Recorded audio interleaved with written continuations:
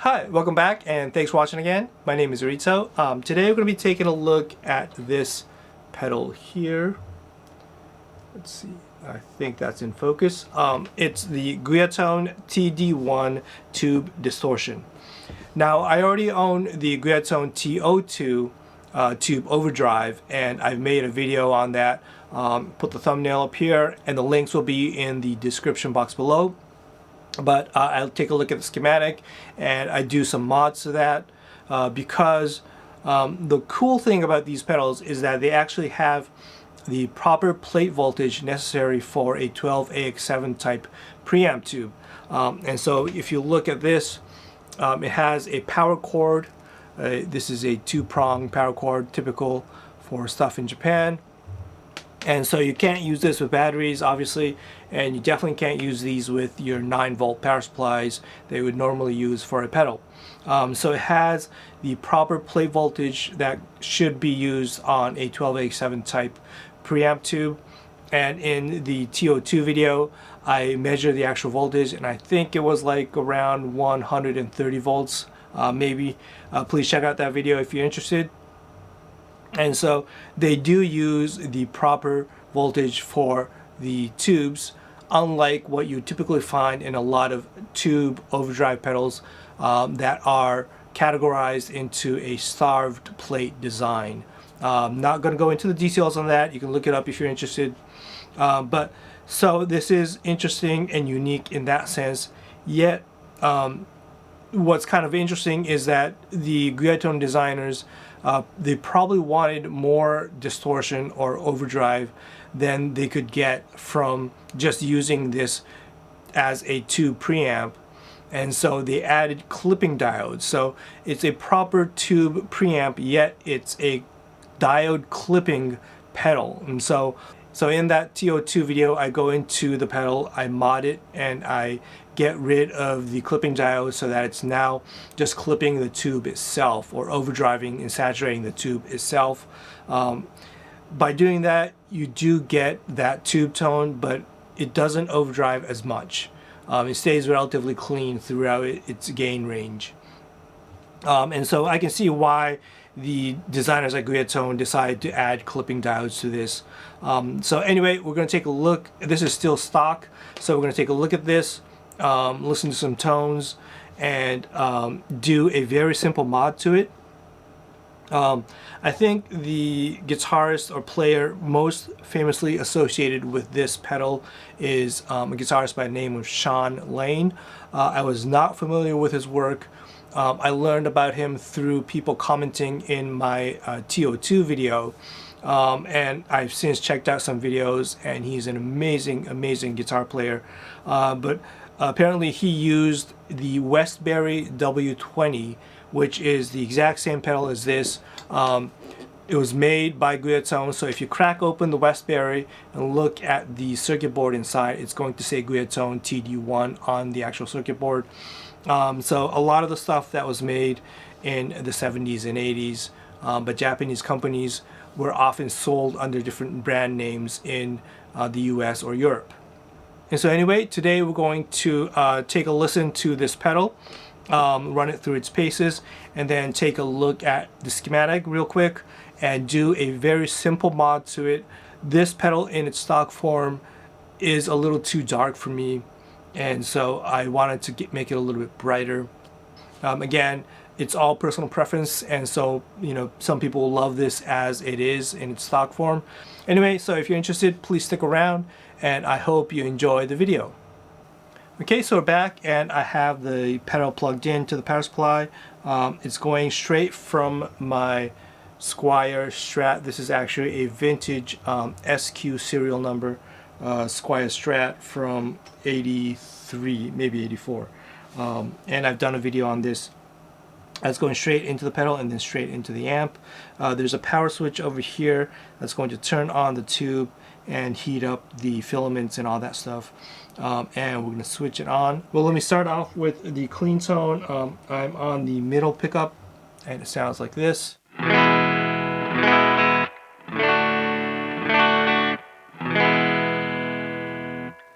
Okay, and so let's switch it on with the knobs at noon.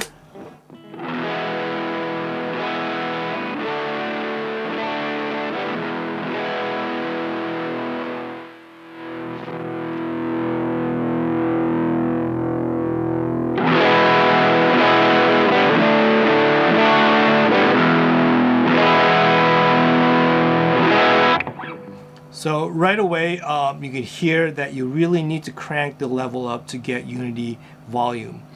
So again, with it off.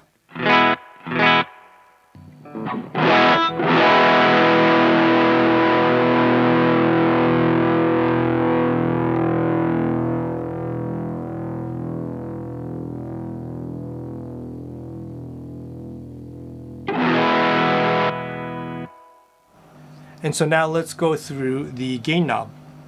Start off at 0.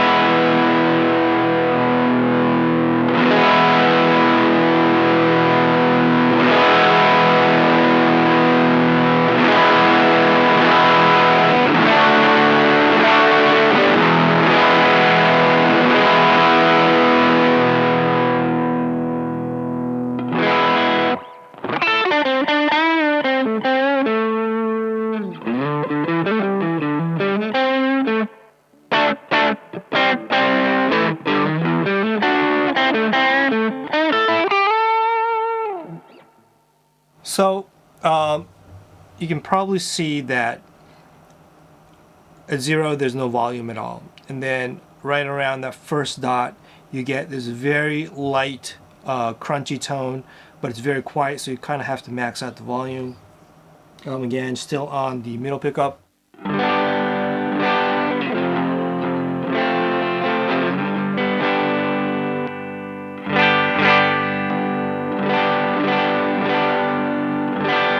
So yeah, very slight crunch overdrive.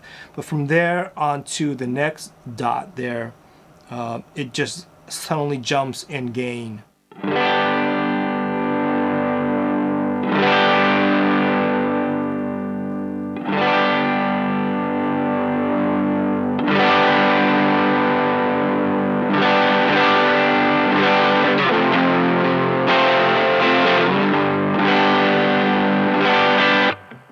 And from there on to the next dot, it jumps in gain quite a bit again.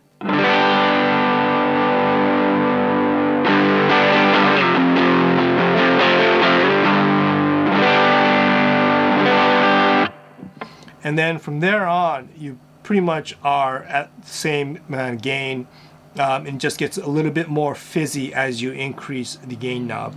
And so this whole range, maybe from 11 o'clock to maximum, doesn't change a whole lot. You just get a lot more noise. You can hear the noise there. And gets a little bit fizzy, and less, the notes are less defined. So let's see.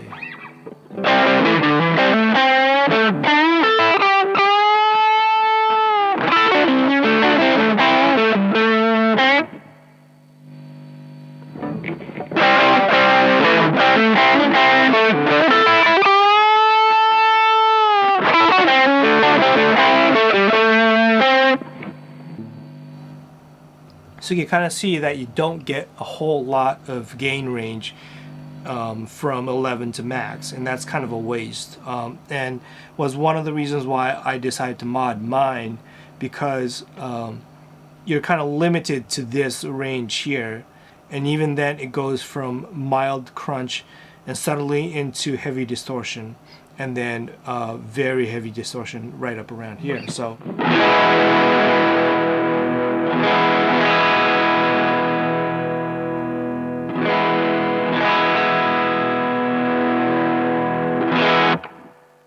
okay, and so the other thing you might notice is that it is somewhat of a dark pedal, meaning that it doesn't have a whole lot of highs, and so I guess if you're on the bridge pickup a lot, then this is a good tone for you. But if you're trying to go for more of an overdrive tone, overdrive distortion tone, then it does seem to get a little too dark. And the unfortunate thing is that it doesn't have a tone knob, so you're kind of limited to what this offers. And I want to take a look at the schematic real quick, and I'll put it on the screen right now. And so if we take a look at the schematic, and if you're interested in learning more about schematics and what's going on here, I do have several videos dissecting schematics and then going through how the high pass filters and low pass filters work.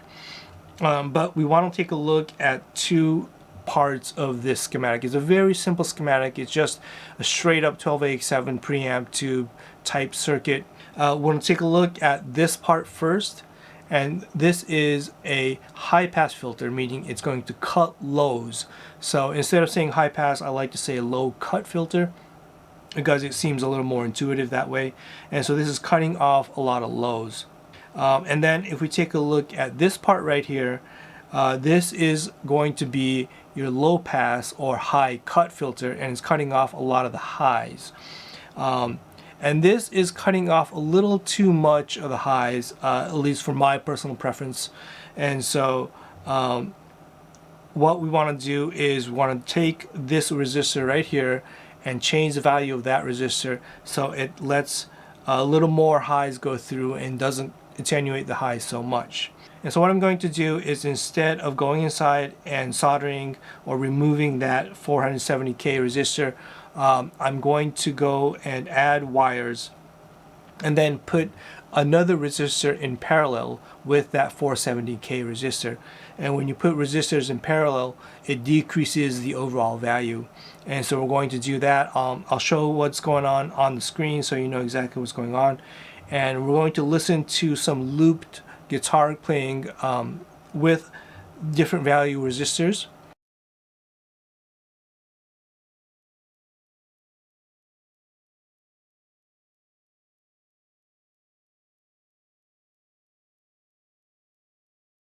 I also want to compare this pedal against a tube screamer, which is typically, very famously, a mid-humped pedal, cutting off a lot of highs and cutting off a lot of lows, which is what this pedal is doing as well.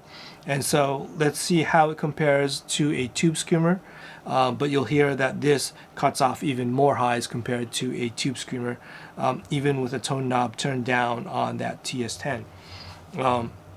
So anyway, let's go into some loop comparisons and listen to this against a tube screamer, and also listen to it with the mod done to the resistors.